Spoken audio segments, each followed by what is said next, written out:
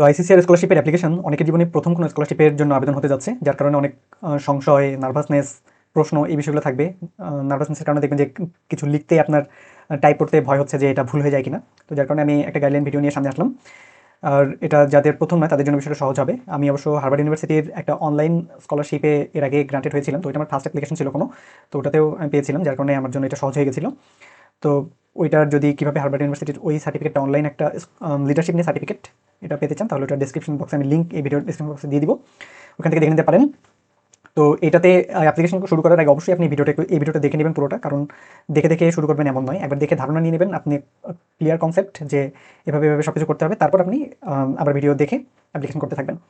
কথা না বাড়িয়ে আমরা কাজে চলে যাই। যে কোনো একটা ব্রাউজারে যাবেন, তো আমি এখন ক্রোম ব্রাউজারে যাচ্ছি। আরেকটা কথা হচ্ছে, আপনি অবশ্যই এটার ল্যাপটপে বা ডেস্কটপে করার চেষ্টা করবেন। ফোনে করলে অনেক সময় বিভিন্ন ধরনের সমস্যা হতে পারে, তো সেটা অ্যাভয়েড করার চেষ্টা করবেন এবং চেষ্টা করবেন নিজে করতে।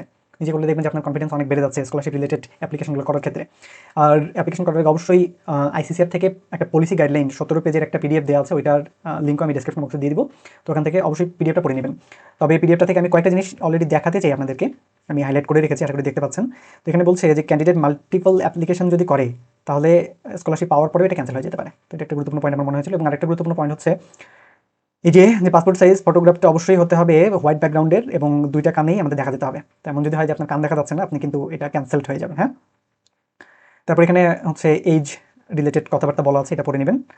তারপর এখানে বলা আছে যে কোনো এই যে বার্থ ডেট রিলেটেড কোনো ইনফরমেশন যদি ভুল দেন, তাহলে ইনফরমেশন আপনার স্কলারশিপ ক্যান্সেল হয়ে যাবে বা অ্যাপ্লিকেশন ক্যান্সেল হয়ে যাবে। এবং যারা সায়েন্স অথবা ইঞ্জিনিয়ারিংয়ে পড়াশোনা করতে চায়, তাদের ম্যাথমেটিক্স, ফিজিক্স, কেমিস্ট্রি থাকতে হবে ইন্টারমিডিয়েট পর্যন্ত। আর যারা বায়োলজি রিলেটেড পড়াশোনা করতে চায়, তাদের হচ্ছে বায়োলজি, ফিজিক্স, কেমিস্ট্রি এগুলো থাকতে হবে। তো এগুলো অবশ্যই গুরুত্বপূর্ণ তথ্য। পুরো পিডিএফটা আপনি পড়ে নেবেন, আরও অনেক ইনফরমেশন জানতে পারবেন। বলছে no admission is provided for BTech in IITs. তো আমি আইআইটিতে আছি, এখানে বিটেকের স্টুডেন্টরা আইসিসিআর স্কলারশিপ আসতে পারে না। তারপর হচ্ছে যদি কেউ শুধু এমটেক, পিএইচডি এগুলোতে পারে, এবং যদি কেউ এমবিএ কোর্স করতে চায়, তার ক্ষেত্রে জিম্যাট স্কোরটা কোনো কোনো ইনস্টিটিউশনে লাগতে পারে। এবং বলছে যে পিএইচডি করতে চাইলে তো সিনপসিস, রিসার্চ পেপার এগুলো লাগবে। আর যদি কেউ আর্টস রিলেটেড পড়াশোনা করতে চায় আর্টস কোর্সে, তাহলে তাকে লেটেস্ট ভিডিও অথবা ইউটিউব লিঙ্ক তাদের পারফরমেন্সের পাঠিয়ে দিতে হবে। আর এখানে হচ্ছে ওই যে মেডিকেল, প্যারামেডিকেল এগুলোতে পড়ানো হয় না, এই কথাটা বলা আছে। এবং এখানে আরেকটা গুরুত্বপূর্ণ পয়েন্ট দেওয়া আছে, কিছু কিছু ইউনিভার্সিটিতে যখন আপনি অ্যাকসেপ্টেড হয়ে যাবেন বা স্কলারশিপ পাবেন, তখন হচ্ছে এই যে অ্যাসোসিয়েশন অফ ইন্ডিয়ান ইউনিভার্সিটি থেকে ইকুইভ্যালেন্ট সার্টিফিকেট চাই আমাদের যে সার্টিফিকেটগুলো আছে। তো এটার জন্য অনেকে বিভিন্ন জায়গায় ঘোরাঘুরি করে কী করবে না করবে। তো এখানে পুরো গাইডলাইন দেওয়া আছে, আপনি কার সাথে যোগাযোগ করবেন, এবং আইসিসিআর থেকেই যে আপনাকে গাইডলাইন দিয়ে দিবে, তো এটা আপনি এখান থেকে পাবেন। আর কোনো বিষয় আমি এখান থেকে দেখাতে চাই না, আপনি পুরো পিডিএফটা একবার পড়ে নেবেন, তাহলে বিষয়টা আপনার কাছে ক্লিয়ার হয়ে যাবে। তো এরপর আমরা যে কোনো একটা ব্রাউজারে যাব। ব্রাউজারে গিয়ে এটা হচ্ছে অ্যাপ্লিকেশন করা খুব প্রসেসটা খুব কঠিন কিছু নয়, কাজে অবশ্যই আমার অনুরোধ থাকবে আপনি নিজে করার। এবং যারা হচ্ছে ভাবছেন যে অ্যাপ্লিকেশন করবো কি করবো না, অবশ্যই অ্যাপ্লিকেশন করেন, টাকা লাগে না, কিছু লাগে না। আপনি অ্যাপ্লিকেশন করলে ভাইবা যদি ফেস করেন, হাই কমিশন ফেস করেন, আপনার কনফিডেন্স বেড়ে যাবে। আপনি যদি পরে না চান, তাহলে নাও যেতে পারেন, কিন্তু এটা একটা অনেক বড় ধাপ নিয়ে জীবনে এগোনে থাকবেন স্কলারশিপে আবেদন করার ক্ষেত্রে। তো ব্রাউজারে গিয়ে A2A পোর্টাল এটা লিখে সার্চ দিবেন। দেওয়ার পর Indian council for cultural relations এই ওয়েবসাইটের লিঙ্কটা চলে আসবে, এই প্রথমটাতেই ঢুকে যাবেন। যাওয়ার পর আমাদের সামনে দেখতে পাচ্ছেন অ্যাডমিশন টু অ্যালুমনি পোর্টালটা চলে আসছে। তো এটা যদি 100%-এ থাকে, তাহলে কিন্তু দেখতে পাবেন যে রেজিস্ট্রেশনের এখানে এটা দেখা যাচ্ছে না, বা লগ ইনের যে অপশনটা সেটা দেখা যাচ্ছে না। এটাকে আপনি একটু কমাই নিতে পারেন, আমি 80% করে দিলাম, তাহলে দেখবেন যে রেজিস্ট্রেশন এখানে অ্যাপ্লিকেন্ট রেজিস্ট্রেশন এটা আছে। আর এখানে সরাসরি ইমেল, পাসওয়ার্ড এগুলো চাচ্ছে, লগ ইন করতে বলছে। তো আমাদের তো এগুলো কিছু এখনো নাই, তাই না? আমরা এখনো কিছুই করি নাই। তো আমাদেরকে যার কারণে একটা অ্যাকাউন্ট তৈরি করতে হবে। আপনি এখান থেকে ক্লিক করেও অ্যাকাউন্ট তৈরি করতে পারেন, আর একটু উপরে যেটা ছিল যে লগ ইন, এখানে ক্লিক করে এই রেজিস্ট্রেশন, অ্যাপ্লিকেন্ট রেজিস্ট্রেশন এখান থেকে করতে পারেন। তো আমরা দেখার সুবিধার জন্য এই এখান থেকে যাচ্ছি, ডোন্ট হ্যাভ অ্যাকাউন্ট, এখানে সাইন আপ করার যে অপশনটা আছে, তো এটার উপরে আমরা ক্লিক করব। ক্লিক করার পর এখানে একটা হচ্ছে গাইডলাইন চলে আসছে। তো এখানে বলছে যে অবশ্যই সমস্ত ইনফরমেশন দিতে হবে, এটা আপনি পড়ে নেবেন। কোনো ভুল ইনফরমেশন দিলে আপনার অ্যাপ্লিকেশন যে কোনো সময় ক্যান্সেল হয়ে যাবে, স্কলারশিপ পাওয়ার পরেও ক্যান্সেল হয়ে যেতে পারে। তো এটা হচ্ছে বিষয়। তো এটাকে আমরা ক্লোজ করলাম। ক্লোজ করার পর এখন আমাকে এখানে কিছু গুরুত্বপূর্ণ তথ্য দিতে হবে। তো এটা হচ্ছে আমাদের রেজিস্ট্রেশন প্রসেস। তো অবশ্যই এখানে প্রতিটা ইনফরমেশন আপনি যথাযথ দিবেন, এবং ভুল যেন না হয় এটা করার চেষ্টা করবেন, কারণ এখানে ভুল হলে আসলে অনেক জানি না এটা রিকভার করার সুযোগ আছে কিনা। তো যার কারণে এখানে মন দিয়ে দেখবেন। এখানে টাইটেল আপনি মিস্টার না মিস এটা বুঝিয়ে দিবেন। তো জেন্ডারটা চলে আসছে এম, এখানে এম আছে আর এফ আছে, কাজে এম এ সমস্যা নাই। তারপর হচ্ছে ন্যাশনালিটিতে আমাদের বাংলাদেশ। ডেট অফ বার্থ আমি অরিজিনালগুলো দিয়েই করতে চাচ্ছি। আচ্ছা, যাই হোক, আমি এখানে কিছু ডেট অফ বার্থ দিয়ে দিই।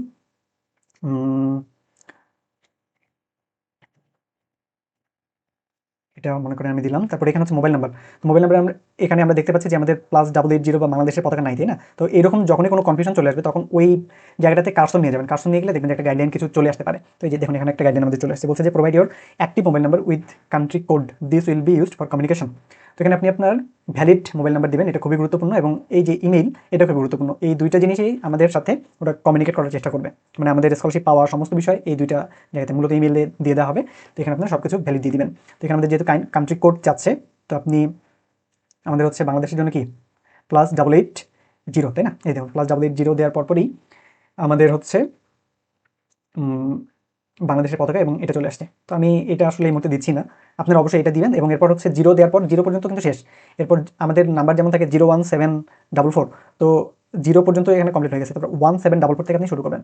তাহলে এখানে এই যে 1744, বুঝতে পারছেন তো? তো আমি এটা দিচ্ছি না, আমি যেহেতু ইন্ডিয়াতে আছি আমি আপাতত এটাকে ইন্ডিয়ার জন্য +91 এটা আমি দিতে চাচ্ছি, সরি, এটা হচ্ছে +91 আমি এখানকার একটা নাম্বার দিয়ে দিচ্ছি।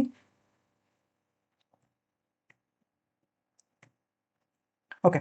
এবং ইমেল অ্যাড্রেস অবশ্যই ভ্যালিড ইমেল অ্যাড্রেস দিবেন। আমি এখানে একটা ইমেল অ্যাড্রেস দিয়ে দিচ্ছি, এবং যে ইমেলে আপনাকে সবসময় আপনি নোটিফিকেশন পান এমন ইমেল অ্যাড্রেস দিবেন এখানে। এরপর হচ্ছে ফার্স্ট নেম দিবেন। ফার্স্ট নেমের ক্ষেত্রে আমি দিয়ে দিচ্ছি আমারটা, এবং মিডল নেম, আমার নেম কিন্তু রাজেশ রয়, হ্যাঁ।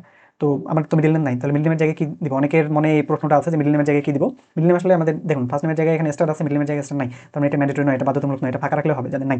আর যাদের মনে করেন রাজেশ চন্দ্র রায়, তো তাদের ক্ষেত্রে আপনি চন্দ্রটা দিবেন মিডল নেমে, আর রায়টা হবে আপনার লাস্ট নেম। আমি রায়টা দিয়ে দিচ্ছি। তো এগুলো দেখেন আমি ছোটো হাতের বড় হাতের যা কিছু দিই না কেন এটাকে বড় হাতের লেটারে, ক্যাপিটাল লেটারে কনভার্ট করে নিচ্ছে। এবং মিডল নেম আপনার যদি নাম হয় অসীম কুমার গুহ, তাহলে আপনি অসীম কুমার গুহ দিবেন। যদি শুধু অসীম গুহ হয় তাহলে অসীম গুহ কুমার মিডল নেম ফাঁকা। আর যদি হচ্ছে আবুল হাসান হয় তাহলে আবুল দিয়ে হাসান দিবেন, মিডল নেম ফাঁকা। আর আবু বক্কর সিদ্দিক যদি হয় তাহলে Abu first name, Bakkar middle name, এবং লাস্ট নেম সিদ্দিক দিয়ে দেবেন। তো এটা মিডল নেম পর্যন্ত শেষ, লাস্ট নেমও শেষ। এরপর হচ্ছে প্যারেন্ট ডিটেলস, আমাদের প্যারেন্ট ডিটেলস কিছু একটা চেয়েছে। আর এখানে বিভিন্ন কিছু দেওয়ার সুযোগ আছে, father mother, father and mother দুইটাই আপনি দিতে পারেন, তাহলে ফাদার একটা দিবেন, ঝামেলা কম।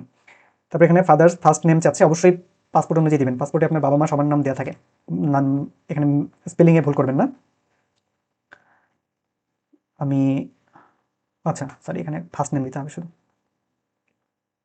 ফার্স্ট নেম দেওয়া শেষ। আমার বাবার ক্ষেত্রে মিডল নেম আছে, মিডল নেম দিলাম, এবং লাস্ট নেমও আমি দিয়ে দিলাম।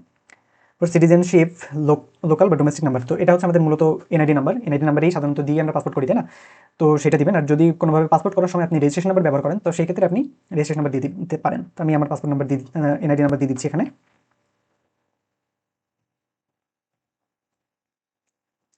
এটা দেওয়া শেষ। এরপর অ্যাপ্লাই ফর, আমি কিসের জন্য অ্যাপ্লাই করবো, তাই না? এখানে ইউজি, পিজি, পিএইচডি এগুলো সব কিছু আছে। তো আমি আপাতত পিজির জন্য দেখাচ্ছি, ইউজির জন্য সেম একই বিষয় হবে। তো আমি এটা দিলাম। তারপর হচ্ছে পাসওয়ার্ড, এখানে একটা পাসওয়ার্ড আমার তৈরি করতে হবে। তো পাসওয়ার্ড আমি তৈরি করে নিচ্ছি। আপনি হচ্ছে সরি, এখানে আরেকটু দেখাই আপনাকে। যখনই পাসওয়ার্ডের উপর ক্লিক করবেন তখনই এখানে আপনাকে দেখাবে কি নিজে চুজ ইওর ওন, অথবা ওদের হচ্ছে একটা সাজেস্টেড পাসওয়ার্ড থাকবে। তো আপনি সাজেস্টেড পাসওয়ার্ডটাতে রাখবেন না, আপনি হচ্ছে চুজ ইওর ওন এটাতে ক্লিক করলে তখন আপনি এখানে নিজে পাসওয়ার্ড দিতে পারবেন। তো আমার ক্ষেত্রে এটা দেখাচ্ছে না, কারণ আমি একটু আরেকটু দিয়ে ট্রাই করেছিলাম। যাই হোক, তো আমি এখানে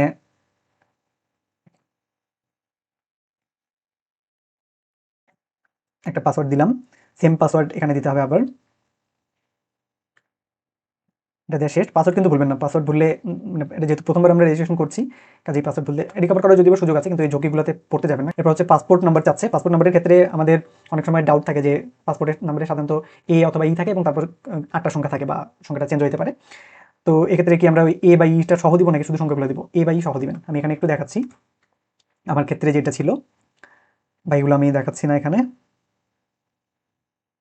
এবং এখানে কিন্তু কোনো ভুল করার সুযোগ নেই। ভুল করলে দেখবেন যে আপনি যখন পাসপোর্ট আপলোড দিতে হচ্ছে, যে এরপরই পাসপোর্টের ছবি যখন আপলোড দিতে হচ্ছে, তখন পাসপোর্ট নাম্বার সাথে মিল না হলে ওরা আবারও হচ্ছে আপনাকে এটা দিতে বলবে, এরকম কিছু একটা কাহিনী। ওটা তখন মানে সামনের দিকে এগোবে না। এখানে যাওয়ার পর আমরা পাসপোর্টটা দেখতে পাচ্ছি, পাসপোর্টটাকে আমি এখানে দিয়ে দিলাম, পাসপোর্ট ডান। এরপর বলা হচ্ছে যে currently staying in India, yes or not. আপনার ক্ষেত্রে নো হবে, কারণ খুব সম্ভবত আপনি বাংলাদেশেই আছেন। তো আমি যেহেতু এখানে ইন্ডিয়ান নাম্বার দিয়েছি এবং আমি ইন্ডিয়াতেই আছি, যার কারণে আমি ইয়ে দিলাম। এটাতে খুব বেশি প্রবলেম হবে না, কারণ আপনি ইন্ডিয়াতে কোনো জরুরি কারণে থাকতেই পারেন। তবে ইন্ডিয়ার যদি রেসিডেন্ট হন, বাসিন্দা হন, তাহলে তো আপনি স্কলারশিপ পাবেন না। তবে বাংলাদেশি হয়েও ইন্ডিয়াতে আপনি আছেন এমন হতে পারে। এরপর হচ্ছে টেক্সট দেওয়ার বিষয় এখানে। টেক্সট আমরা দেখতে পাচ্ছি এখানে টেক্সটটা স্পষ্ট দেখা যাচ্ছে। টেক্সট যদি আপনার কাছে স্পষ্ট না হয় তাহলে আপনি এটাকে চেঞ্জ করে নিতে পারবেন। এই যে এখানে চাপ দিলে এটা চেঞ্জ হয়ে যাবে। এখন দেওয়ার পর দেখছেন যে এটা আরও অস্পষ্ট হয়ে গেছে। তো আমি আবার দিলাম, এখন একটা স্পষ্ট জিনিস আসছে। তো এটাকে আমি দিতে পারি এখন বিজে সরি এফ এফ বি। তো এটা দেওয়া শেষ। এরপর আমি এটা পুরোটা আপনি ভালো করে দেখে নেবেন। দেখে নেওয়ার পর আপনি হচ্ছে সাবমিটে দিবেন। সাবমিট দেওয়ার আগে অবশ্যই ভালো করে দেখে নেবেন। তোমার সাবমিট দেওয়া শেষ। সাবমিট দেওয়ার পর এখানে সেভ পাসওয়ার্ডের অপশন আসছে, সব তো সেভ করে দেওয়ার চেষ্টা করবেন। আমি সেভ দিলাম, তারপর ইয়োর পাসওয়ার্ড ইজ সেভড দেখাচ্ছে এখানে with Chrome on your phone. এটা নো থ্যাঙ্কস, আমার ফোনের দরকার নেই। তারপর এখন আমি যখন আমার রেজিস্ট্রেশন করা শেষ, এখন আমাকে লগ ইন করতে হবে। লগ ইন করে আমি আমার ফার্দার ডিটেলসগুলো দিলেই আমার অ্যাপ্লিকেশন কমপ্লিট হয়ে যাবে। তো এখন আমি দেখতে পাচ্ছি এখন আমাদের এখানে এই যে আমরা যেহেতু পাসওয়ার্ড সেভ করা ছিল, তো আমি এইটা চলে আসছে, তো এটাই দিলাম আমি। তারপর এটা দেওয়ার পর এখন আমি কি অ্যাপ্লিক্যান্ট ইয়েস আর নট, তো আমি কিন্তু অ্যাপ্লিক্যান্ট, হ্যাঁ, তাহলে আমি অ্যাপ্লিক্যান্ট হিসেবে এখানে সাবমিট করবো। এবং অ্যাপ্লাই ফর, আমি ইউজি যারা গ্র্যাজুয়েশন, আন্ডার গ্র্যাজুয়েশন বা ব্যাচেলার্সের জন্য, অনার্সের জন্য করছেন তারা ইউজি দিবেন, যারা মাস্টার্সের জন্য করছেন তারা পিজি দিবেন, পিএইচডি যারা পিএইচডিতে আছে, আর ডিপ্লোমা সার্টিফিকেট এগুলো বিষয় আছে। তবে ডিপ্লোমা রিলেটেড আমি কথাবার্তা বলতে চাই। আমাকে একজন ডিপ্লোমা স্টুডেন্ট জিজ্ঞেস করেছিল যে ডিপ্লোমাদের একটা গাইডলাইন দেওয়ার জন্য। ডিপ্লোমা যারা করেন তারা হচ্ছে 10 পর্যন্ত পড়াশোনা করে 4 বছরের একটা ডিপ্লোমা কোর্স করেন, তাই না? তা আপনাদের ক্ষেত্রে স্কুল হচ্ছে মানে 10 + 4 14 বছর। কিন্তু মাস্টার্সে যদি আপনি চিন্তা করেন, আপনি আইসিসিআর অবশ্যই অ্যাপ্লাই করতে পারবেন, ইঞ্জিনিয়ারিং এর জন্যই অ্যাপ্লাই করতে পারবেন, কিন্তু আপনি মাস্টার্সে করতে পারবেন, আপনাকে অনার্সের জন্য অ্যাপ্লাই করতে হবে। কারণ মাস্টার্সের জন্য 15 বছর হচ্ছে মিনিমাম স্কুলিং ওরা চায়। আর তো এটা তো আপনাদের হচ্ছে না, কাজেই আপনাকে আন্ডার গ্র্যাজুয়েটেই করতে হবে। আর এটা হচ্ছে 2 বছরের ক্ষেত্রে আপনার লজ আছে। 2 বছর লজ খুব বেশি কোনো, অনেকের ক্ষেত্রে বেশি, আবার অনেকের, আমি বলবো যে খুব বেশি টেনশন নেওয়ার কিছু নাই। কারণ জীবনকে সাজাইতে না পারলে এই 2 বছর 1 বছর যে কোথায় দিক দিয়ে বের হয়ে যায় ঠিক ঠিকানা নাই। তো যাই হোক, আমরা যেহেতু পিজি দিয়েছিলাম, কাজে এখানে অ্যাপ্লাই ফর পিজি দিব এবং রেজিস্ট্রেশন ইয়ার এখানে 2026-27 থাকবে। এরপর আমি এটাকে দেখতে পাচ্ছেন এখানে কিন্তু আমি স্পষ্ট দেখতে পাচ্ছিলাম না আগেরটা, বা বুঝতে পারছিলাম না। এই যে যেমন এখানে এক্সটা হচ্ছে ছোট নাকি বড়, এই ধরনের কনফিউশন যদি থাকে আপনি এটাকে চেঞ্জ করে নেবেন ক্যাপচাটাকে। আবার দিলাম, এখন দেখুন এখন আমি মোটামুটি ক্লিয়ার যে এটা হচ্ছে সবগুলাই ছোট হাতের এবং VGMTU। এরপর যদি আমি সাবমিটে দিই, দেখি আমাদের নেয় কিনা। সাবমিট দেওয়া শেষ। আর যদি এটা হচ্ছে আপনি সেভ না করে রাখেন পাসওয়ার্ডটা, তাহলে আপনি নিজে যে পাসওয়ার্ডটা কিছুক্ষণ আগে যে রেজিস্ট্রেশন করার সময় সেভ করেছেন, তো সেগুলো দিয়ে এই বিষয়গুলো দিয়ে দিবেন, তখন দেখবেন যে এটা হয়ে যাচ্ছে। Success, registration successfully. তো দেখতে পাচ্ছেন আমাদের রেজিস্ট্রেশন একদম সাকসেসফুলি কমপ্লিট, কোনো ঝামেলা হয় নাই। এখন আমরা এখানে এসে দেখতে পাচ্ছি এখানে পার্সোনাল ডিটেলস আছে, এডুকেশন ডিটেলস আছে, বিভিন্ন কিছু আছে। তো ওগুলোতে আমরা পরে যাবো। এখানে এটা একটু পড়ে নেবেন, পড়ে নেওয়ার পর এখানে বলছে অ্যাপ্লাই ফর স্কলারশিপ। মানে পার্সোনাল ডিটেলস এখানেও যেতে পারেন, তাহলে তবে ওইটার দরকার নেই, আমরা সরাসরি যেহেতু নতুন আসছি অ্যাপ্লাই ফর স্কলারশিপ এটাতেই আপনি চাপ দেবেন। এটাতে ক্লিক করার পর একটু ওয়েট করতে পারি আমরা। সাকসেস, রেজিস্ট্রেশন সাকসেসফুলি, সমস্ত কিছু তার মানে আমাদের ঠিকঠাক আছে। এরপর এটা পড়ে নেবেন, সেই একই কথা আবার মনে হয় লেখা আছে। তারপর আমাদের প্রথম কাজ হচ্ছে এখানে প্রোফাইল পিক আপলোড দেওয়া। তো প্রোফাইল পিক যখন আপনি আপলোড দিতে যাবেন, এখানে দেখতে পাচ্ছেন একটা বিষয়, আরেকটা বিষয় দেখে এখানে, এটা কিন্তু 200 কেবির কম হতে হবে। তো কিভাবে আপনি আপনার প্রোফাইল পিকটাকে ঠিকঠাক মতো রাখবেন, তো আপনার যে ছবি সেটা সাধারণত 1 MB 2 MB এরকম কিছু একটা সাইজ হবে, তাই না? তো এই সাইজটাকে কমানোর জন্য আমি একটা পেজ অনলাইন থেকে আপনি কিভাবে করে নিতে পারবেন সেটা দেখাই দিতে চাই। তো এখানে গিয়ে আপনি ইমেজ রিসাইজার, সরি রিসাইজার লিখে সার্চ দিবেন। সার্চ দেওয়ার পর অনেকগুলো ইমেজ রিসাইজার অনলাইনে চলে আসবে, তবে সবথেকে ভালো যেটা আমার কাছে মনে হচ্ছে সেটা হচ্ছে আই লাভ ইমেজ। এখানে যাবেন, এখানে যাওয়ার পর সিলেক্ট ইমেজ করবেন। সিলেক্ট ইমেজ করার পর এই যে পাসপোর্ট সাইজ, আমার যে পাসপোর্ট সাইজ ছবিটা এখানে আছে, তো এটা এখনো 265 কেবি দেখাচ্ছে, কিন্তু এটা 200 কেবির নিচে হতে হবে। তাহলে আমি এটাকে এখন কমে আনবো। এটা দেওয়া শেষ। এরপর এটা আপনাদের অনেক ক্ষেত্রে কাজে লাগবে, অনেকগুলো ছবি আপনাদের কাজ করতে হবে, এবং পিডিএফেরও সাইজ কমাইতে হবে। পিডিএফ রিসাইজার আমি একটু পরে দেখাবো। তবে এখানে গিয়ে আপনি এই যে এখানে বাই পিক্সেল আছে এবং বাই পার্সেন্টেজ আছে, বাই পার্সেন্টেজে দিবেন। তাহলে এটা আমাদের দেখতে পাচ্ছেন এটা 265 আছে, 200 নিচে লাগবে, তাহলে 25% দিলেই এটা এনাফ। যদি অনেক বড় সাইজ থাকে আপনার এবং অনেক কমাইতে হয়, তখন আপনি সর্বোচ্চ 75% পর্যন্ত দিবেন, তখন দেখবেন যে এটা চলে আসতেছে। আর যদি প্রথমবারে 200 কেবির নিচে না আসে, তাহলে আপনি কি করবেন, একবার রিসাইজ করে নেবেন, করে নেওয়ার পর ওই রিসাইজ করা ছবিটাকে আবার এখানে রিসাইজ করে নেবেন। তো আমি এখানে রিসাইজ দিয়ে দিচ্ছি 25% দিয়েই। তারপর এটা অটোমেটিক ডাউনলোড, এখানে আপনি ক্লিক করতে পারেন, তবে এটা অটোমেটিক ডাউনলোড হয়ে যায়। আমরা একটু ওয়েট করি। হ্যাঁ, এই যে দেখুন আমাদের ডাউনলোড এখানে স্টার্ট হয়ে গেছে। তো এটা ডাউনলোড ডান, এবং এটা এখন দেখতে পাচ্ছি যে এটা 163 কিলোবাইট দেখাচ্ছে। হ্যাঁ, তো এটা হচ্ছে নাম। তো আমরা এখন আবার আমাদের এখানে চলে যাই, এখানে চলে গিয়ে এখন আমাদের এই যে আপলোড প্রোফাইল পিকচার এটাতে যেতে হবে। তো আমি এটার উপর ক্লিক করবো। তারপর এখানে বলছে যে ক্লিক অর ড্রপ পিএনজি আর জেপিজি, এবং আমাদের ফর্মেটটা দেখবেন পিএনজি, জেপিজি আর জেপিজি এটাতে হতে হবে। আমাদের এটা কি ছিল, আমরা যদি একটু দেখি এটা কি ফর্মেটে ছিল। এটা হচ্ছে পিএনজি ফর্মেটে ডাউনলোড হয়েছে, কাজেই এটা সমস্যা নেই। হ্যাঁ, জেপিজি কোনো একটা হলে হবে, পিএনজিও চলবে। এখানে গেলাম, তারপর এটা আমাদের হচ্ছে ডাউনলোডসে ডাউনলোড হয়েছে, এই যে এইমাত্র 1447-এ এটাকে আমি ওপেন করছি। তো এটা দেখুন আপলোড হয়ে গেছে এবং ইমেজ আপলোডেড সাকসেসফুলি। এরপর এটাকে আমরা যেহেতু হয়ে গেছে এটাকে ওকে করে দিব। ওকে করে দেওয়ার পর দেখুন আমার ছবিটা কিন্তু দেখা যাচ্ছে না, তাই না? ছবিটা এখানে থাকার কথা কিন্তু ছবিটা নাই। কাজে টেনশন করার কিছু নেই। এটা কিছুক্ষণ পর যখন আমরা এটা আসলে হয়ে গেছে, কিছুক্ষণ পর যখন আমরা শেষ করব প্রিভিউতে দেখলে আমরা দেখতে পাবো যেখানে ছবিটা হয়তো আছে, আশা করছি। তো আমাদের নাম ধাম এই যে এই বিষয়গুলো অলরেডি দেখেন, এগুলোতে আমাদের কিছু করার নেই, কারণ এগুলো পূরণ হয়ে গেছে অটোমেটিক্যালি। আমরা যেহেতু এই বিষয়গুলো প্রথমে দিয়ে ফেলছি ইনফরমেশন, এগুলো হয়ে গেছে। প্লেস অফ বার্থ কি দিবেন, তাই না? আপনাকে উপজেলার নাম দিবেন নাকি জেলার নাম দিবেন? এইটা করার জন্য অবশ্যই এই অ্যাপ্লিকেশন করার সময় আপনার দুইটা জিনিস সাথে রাখবেন, একটা হচ্ছে এনআইডি, একটা পাসপোর্ট। তবে সবথেকে গুরুত্বপূর্ণ হবে হচ্ছে আপনার পাসপোর্ট। এবং এই যে আমি বলবো পাসপোর্টটাকে একবার ভালো করে চোখ বুলাতে, কারণ পাসপোর্টে আমাদের এই যে ডেট অফ ইস্যু, তারপর হচ্ছে place of issue, place of birth, সমস্ত বিষয়গুলো লেখা থাকে। তো সেটা একবার পাসপোর্টটা ভালো করে পড়ে দেখবেন।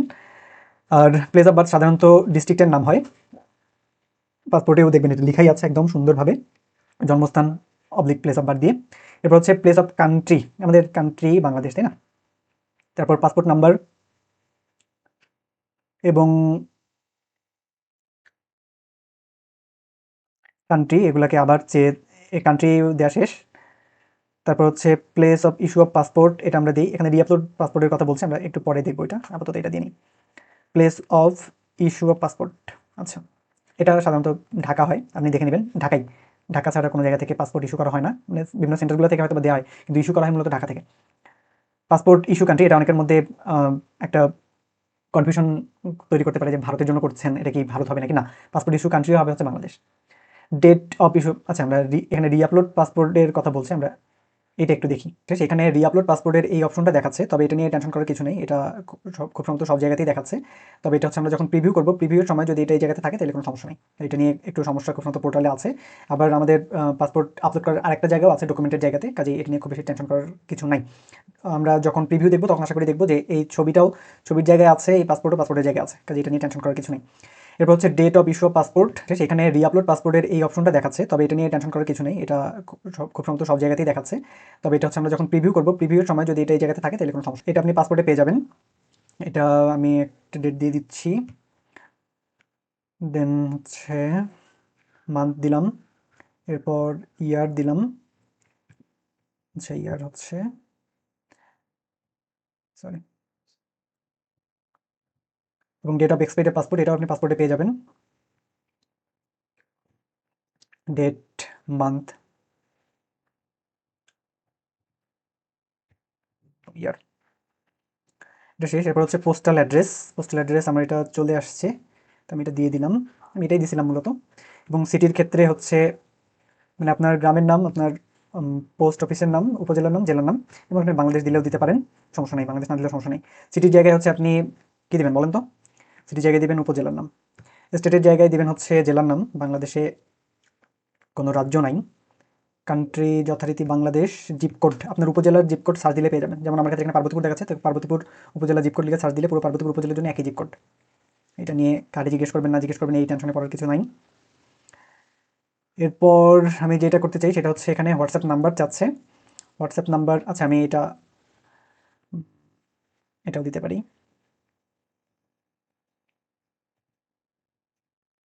ইমেল অ্যাড্রেস অলরেডি নিয়ে নিয়েছে, সিটিজেনশিপ নাম্বারও নিয়ে নিয়েছে, ফাদারের এটাও নিয়ে নিয়েছে, ফাদারের ফোন নাম্বার, ফাদারের ফোন নাম্বারটাতে আপনি আপনার বাবারটা দিবেন।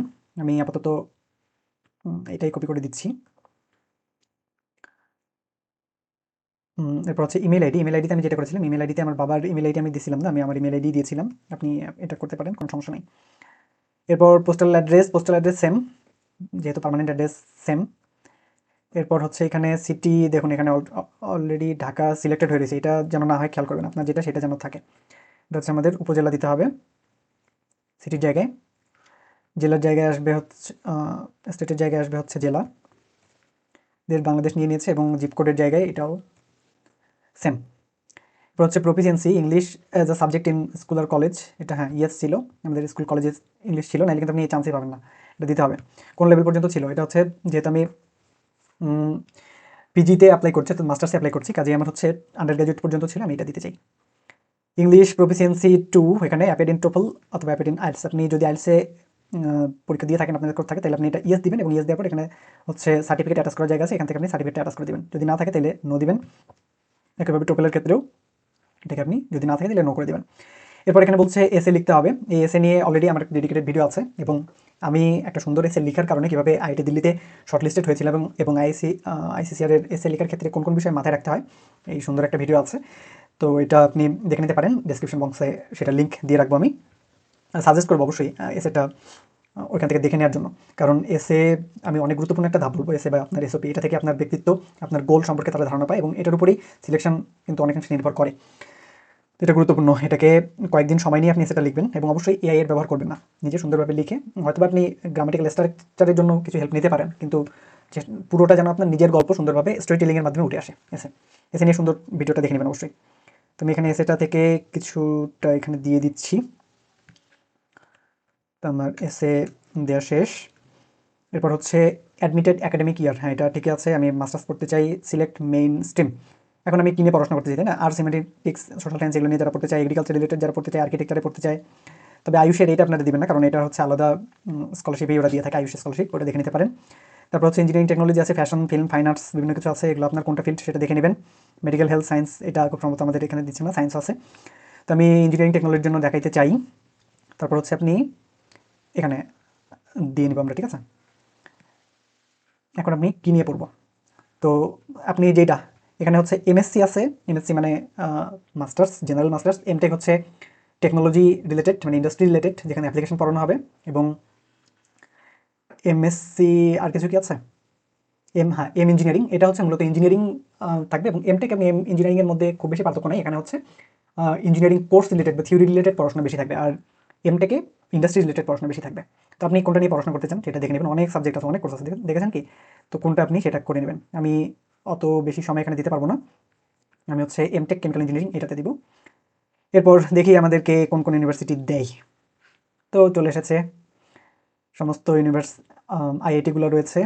আইআইটি বোম্বে আছে, এখানে মাদ্রাস আছে, খড়গপুর আছে, দিল্লি কি আছে? দেখি আমরা কি অবস্থা।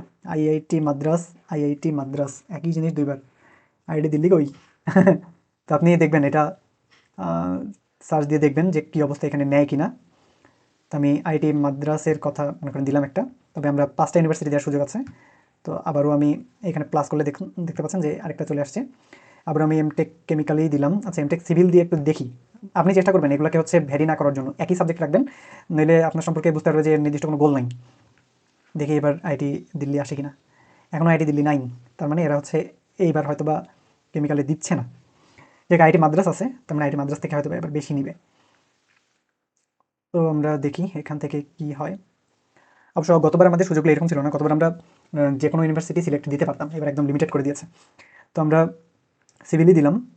আচ্ছা, সিভিল না দিয়ে আমরা একই রাখি, তো একই রাখলে কেমন আসে সেটা একটু দেখতে চাই। একই রাখলে এখনও ওটা আসছে না। তো আমি মাদ্রাস ছিল, বোম্বে ছিল, এরপর আরেকটা দিব। আমি খুব বেশি এখানে সময় নিতে চাচ্ছি না, নাহলে ভিডিও অলরেডি লেংদি হয়ে গেছে। কেমিক্যালেই আছি আমরা, হ্যাঁ। এবং এখানে আইআইটি হচ্ছে খড়গপুর আছে কি, খড়গপুর, অথবা আপনি একটা জেনারেল ইউনিভার্সিটিও রাখতে পারেন। সবগুলো যদি আইআইটি দেন এবং আপনাকে যদি সিলেক্ট না করে, তাহলে আপনার সব গেল, তাই না? আপনি আন্না ইউনিভার্সিটি রেখে দিতে পারেন। তো এখন আমাদের প্রিভিউয়ের অপশন শো করছে, কিন্তু এটা পুরোপুরি করছে না। এই মুহূর্তে আমাদের প্রিভিউ অপশনটা দেখাচ্ছে না। আমি 3টা ইউনিভার্সিটি এখানে দিয়ে রেখেছি। এরপর আমরা হচ্ছে নেক্সটে যাব। নেক্সটে চলে এসেছি আমরা। এডুকেশন ডিটেলস দিতে হবে এখন আমাদের।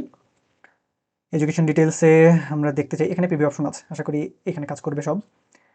তো সেকেন্ডারি অথবা হাই স্কুল, আমরা বাংলাদেশ থেকে পড়াশোনা করেছি। বোর্ড, সরি, দিনাজপুর দিলাম আমি। নেম অফ ইনস্টিটিউট, আচ্ছা এগুলোকে আমি আপাতত সংক্ষেপে দিয়ে দিচ্ছি, কারণ নাইলে সময় বেশি হয়ে যাবে। সাবজেক্ট অবশ্যই ইঞ্জিনিয়ারিং নিয়ে যেহেতু যদি পড়তে চান, ফিজিক্স, কেমিস্ট্রি, ম্যাথ,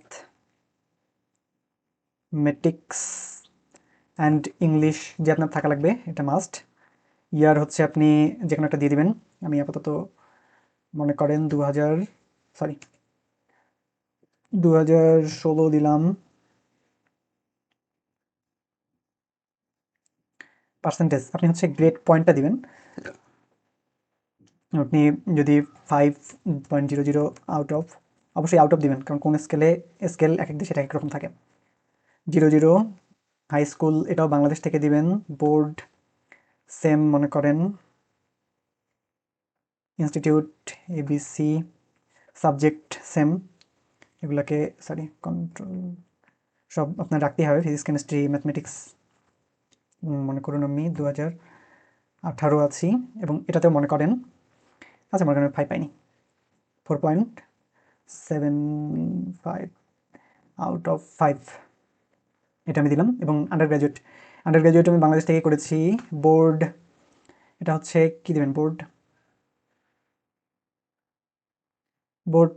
ফাঁকা রাখতে পারেন, আমি একটু দেখে নিয়ে দিলাম।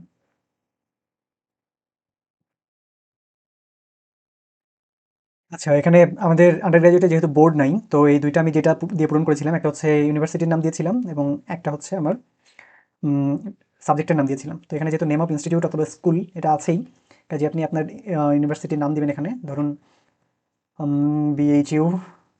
এবং বোর্ডের ক্ষেত্রে আপনি আপনার সাবজেক্টের নাম দিয়ে দিতে পারেন। আমার ক্ষেত্রে যেমনটা ছিল সেটা দিলাম। সাবজেক্টস কাভার্ড, এখানে কিন্তু আপনার সাবজেক্টগুলো আপনাকে লিখতে হবে, কারণ এটা যদি টপ ইনস্টিটিউটগুলো দিয়েছেন, আমি আইটি দিল্লি, বোম্বে, আইটি বোম্বে, মাদ্রাস এগুলো দিয়েছি, তাই না? কাজে এরা কিন্তু আপনার সাবজেক্টগুলো দেখবে। তো আপনি সেই সাবজেক্টগুলো লিখবেন। যেমন আপনি কেমিক্যালে পড়তে চাচ্ছেন, কাজেই আপনি কেমিক্যাল রিয়াকশন ইঞ্জিনিয়ারিং নিশ্চয়ই পড়েছেন। দেন আপনি রিয়াক্টর ডিজাইন পড়েছেন, সরি, থার্মোডাইনামিক্স পড়েছেন, থার্মোডাইনামিক্স। দেন আপনি পলিমার পলিমার পড়েছেন, পলিমার সায়েন্স অ্যান্ড ইঞ্জিনিয়ারিং। দেন আপনি আরও কী কী পড়েছেন? ন্যানো টেকনোলজি পড়েছেন, আরও যা যা আপনি পড়েছেন সেগুলো এখানে লিখে রাখবেন। তারপর এখানে আপনি যেমন ধরেন দিতে পারেন 2024 দিতে পারেন। এবং এখানে আপনার রেজাল্ট কত ছিল? এটা হচ্ছে 4 গ্রেডে, তাই না? তাহলে আপনার মনে করেন 3.58 আসছে। এবার কিন্তু আউট অফ 4.00। তাহলে এটা আমার কমপ্লিট। পোস্ট গ্রাজুয়েট এটা হচ্ছে আমার দেওয়ার দরকার নেই, তবে আপনার যদি মাস্টার্সও করা থাকে তাহলে আপনি পোস্ট গ্রাজুয়েটগুলো এখানে দিয়ে দেবেন। এটা আপনার ভ্যালু বাড়াবে, কমবে না, হ্যাঁ? তো সেটা আমি আর দেখাচ্ছি না। এবার এখানে প্রিভিউয়ের একটা অপশন আছে, আমরা এবার প্রিভিউ করে নিতে পারি, তাহলে হয়তো বা পুরোটা দেখাইতে পারে, দেখি কেমন দেখায়। অবশ্যই প্রিভিউ করে নেবেন আপনি, আমি এখানে প্রিভিউ না করলেও হতো, তারপরেও আপনাদের সুবিধার জন্য একবার আমি প্রিভিউ করে দেখাচ্ছি, কারণ এটা মূলত একটু সময় নেবে বেশি। তো দেখি আমাদেরকে প্রিভিউ কিছু দেখায় কিনা। এবার এখানে প্রিভিউয়ের একটা অপশন আছে, আমরা এবার প্রিভিউ করে নিতে পারি, তাহলে হয়তো বা পুরোটা দেখাইতে পারে, দেখি কেমন দেখায়। আমরা এখন নেক্সটে চলে এসেছি। আমাদের নেক্সটে এসে আদার ডিটেলস আমাদের দিতে হবে, তবে আপনি অবশ্যই ওটা হচ্ছে প্রিভিউটা করে নেবেন, একটু সময় লাগলেও এখানে অপেক্ষা করবেন, আমি অত সময় দিলাম না। এখন এখানে আপনার একটা বিষয় খেয়াল করবেন, হয়তো এখানে কিন্তু একাডেমিক পার্সুইটের সাথে আপনাকে যিনি আপনার সম্পর্কে জানে তার রেফারেন্সই আপনি দিবেন। অনেকে বিভিন্ন গার্জিয়ান, বড় ভাইটাই এদের রেফারেন্স দিতে চায়, সেটা করতে যাবেন না। আপনার একজন টিচারের নাম দিবেন, আমি যেমন একজন টিচার, তার রেফারেন্স দিচ্ছি এখানে, এবং আরেকজন টিচার, তারও রেফারেন্স দিচ্ছি অবশ্যই। এবং টিচারকে রেফারেন্স দেওয়ার আগে তাকে জানাই রাখবেন যে স্যার আমি এটার জন্য অ্যাপ্লাই করছি, আমার রেফারেন্সে কি আপনার উম, ঠিকানাগুলি আমি দিব, আপনার ইমেল, এই বিষয়গুলো তাকে অবশ্যই জানিয়ে রাখবেন, কারণ ভেরিফিকেশনের জন্য তার কাছে ইমেল চলে যেতে পারে। সবসময় যে হয় এমনটা না, আমার ক্ষেত্রে তো হয়নি, তবে যদি হয় তাহলে তো আপনার সতর্ক থাকা উচিত, তাই না? ইমেইলে আপনি কিছু একটা ইমেইল দিয়ে দিবেন, মনে করেন আপনি @gmail.com দিলাম। টেলিফোন টেলিফোন নাম্বারে তো এখানে 0 থেকে 9 দেখাচ্ছে, আমি দেখি 0 থেকে 9 কিছু একটা দেওয়ার চেষ্টা, 1 2 3 4 5 6 7 8 9 1 আমি দিলাম এটা। এখানে ওই ইমেইলে মেল একটা দিয়ে দিলাম। পোস্টাল অ্যাড্রেসে আপনি হচ্ছে উপজেলার নাম দিবেন, দেন জেলার নাম দিবেন, দেন বাংলাদেশ দিতে পারেন। এক্ষেত্রেও সেম দিবেন, বাংলাদেশটা এখান থেকে একটু সরাই দিচ্ছি। এরপর যেটা করবেন, এরপর হচ্ছে আমাদেরকে কিছু ইনফরমেশন দিতে হবে, বলছে details of close relatives of friend if any in India. এটা হ্যাঁ নাতে কোনো সমস্যা নাই, না দিলেন। হ্যাভ ইউ ট্রাভেলড, যদি আগে গিয়ে থাকেন, এটা কিন্তু আপনার ভিসাতে আছে, হ্যাঁ, যে আপনি ইন্ডিয়াতে আগে গেছেন কিনা। যদি গিয়ে থাকেন তাহলে অবশ্যই এখানে ইয়েস দিয়ে সেখানে ডিটেলসগুলো দিয়ে তারপর দিবেন। যদি না গিয়ে থাকেন তাহলে তো নো দিবেন। তারপরে have you ever availed ICCR scholarship in the past, যদি পূর্বে পেয়ে থাকেন তাহলে এটা হ্যাঁ দিবেন, না থাকলে না। হ্যাঁ থাকলেও সমস্যা নেই, কারণ আইসিসিআর রিপিটেডলি বিভিন্ন প্রোগ্রামের জন্য স্কলারশিপ দেয়। কারেন্টলি রেসিডেন্ট ইন ইন্ডিয়া, আমি এটা কি দিয়েছিলাম, আমি খুব সম্ভবত হ্যাঁ, আচ্ছা এটা না দেওয়াই থাকুক।